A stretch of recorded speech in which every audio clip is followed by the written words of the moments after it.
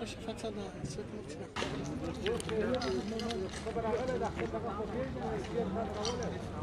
زموږ ملي اردو وروڼه دلته راغلي وو د کابل بانک څخه خپل معاش اخیستی یو دغه لا ډوله کسل موټر ورته راغی انفجار یې پکې وکړ نو تعداد اردو نه معلومېږي څو شهیدان دي څو زخمیان دي او ملکي کسان هم په دې کې شهیدان دي